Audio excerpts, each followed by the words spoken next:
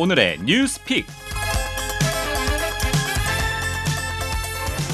수요일 이 시간은 김현지 기자의 IT 인사이트입니다. 김현지 기자 어서 오세요. 네, 안녕하세요. 오늘은 어떤 뉴스를 가져오셨나요? 네, 남북 정상회담 이슈에다 지난주 아이폰 신제품이 공개됐잖아요. 그렇죠. 그래서 북한 사람들은 어떤 스마트폰을 쓸까 궁금하더라고요. 아, 그러지 않아도 궁금했습니다. 어제 화면에 많이 잡힌 그 김여정 제1부부장의 손에 핸드폰이 있었거든요. 그게 스마트폰이 참 궁금했는데 일반인들도 북한에서 스마트폰을 많이 쓰나요? 그 전에 한 가지 말씀드리면 스마트폰은 없고 지능형 손전화기가 있습니다. 지능형 손전화기. 이게 그러면 스마트폰의 북한식 표현입니까? 네, 그렇습니다.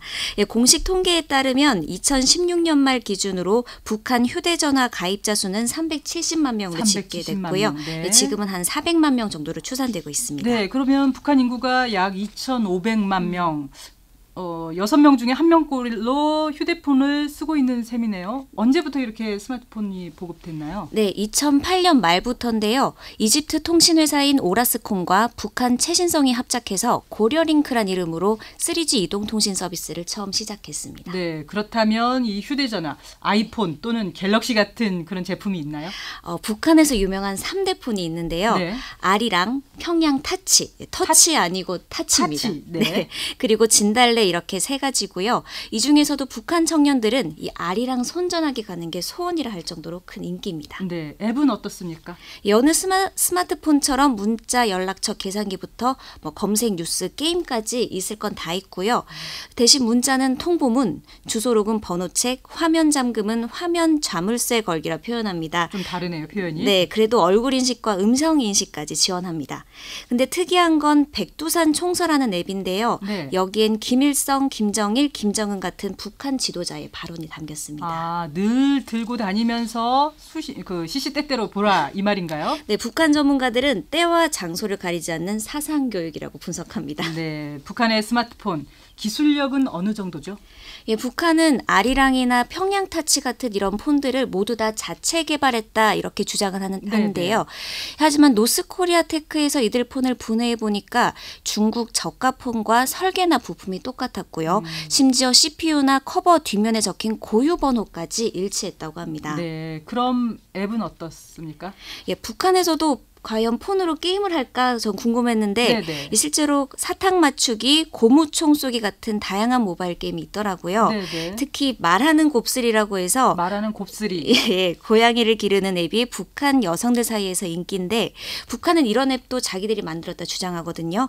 그런데 보니까 구글 스토어에서 1억 다운로드를 기록한 말하는 고양이 토킹 진저와 똑같습니다.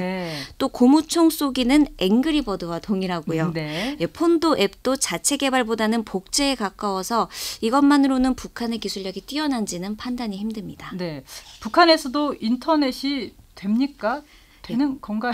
예, 검색은 되는데 인터넷은 안 됩니다. 검색은 되는데 인터넷이 그게 무슨 말이죠? 좀 설명을 해주시죠. 네, 북한에서는 우리가 쓰는 일반적인 인터넷은 쓰진 못하고요. 대신 국가가 운영하는 자체 인트라넷을 사용합니다. 아, 국가 차원의 인트라넷. 네, 외부와 연결되지 않고요. 국가가 모두 검열한 정보만 공개됩니다. 네, 그 말은 해외 접촉을 차단한다는 건데 그럼 어떻게 앱을 내려봤죠?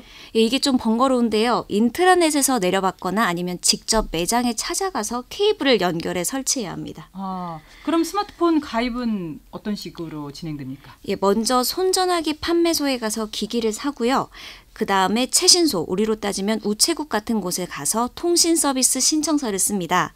또 폰을 사려면 재직증명서가 꼭 필요해서 직장인이 아니면 스마트폰을 사실상 살 수가 없고요. 신청하더라도 개통까지는 한 달 정도 걸린다고 합니다. 네. 아, 참 번거롭고 상당히 긴 시간이 소요되는데 그렇다면 가격은 얼마나 될까요? 좀 궁금합니다. 네, 2년 전에 나온 아리랑 폰은 약 45만 원. 우리 돈으로 쳤을 때 45만 원 가량. 네, 그리고 최근 아이폰처럼 생긴 평양 사양 타치가 나왔는데요. 이거는 77, 8만 원 정도 한다고요. 네. 그런데 이게 북한에서는 상당히 비싼 가격입니다. 그럴 것 같습니다. 네. 예, 북한 1인당 국민 총소득이 146만 원이거든요. 이걸 한 달로 따지면 약 12만 원에 불과합니다. 최소 그렇다면 넉 달 동안의 월급을 모아야만 겨우 하나 살 수 있는 그런 정도네요. 네, 이렇게 비싸고 가입 절차가 까다로워도 북한 사람들은 정말 이 지능형 손전화기 갖고 싶어서 난리라는데요. 이것 하나로 일상의 많은 부분이 아주 편리하게 바뀌고 있어서입니다.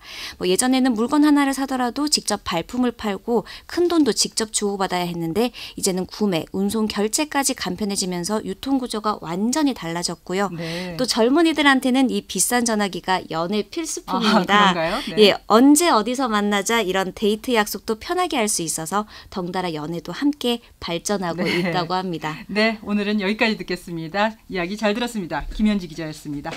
공항 소식 알아보겠습니다. 김은주 씨가 전해드립니다. 네, 수요일 아침 하늘길 전국 지방공항들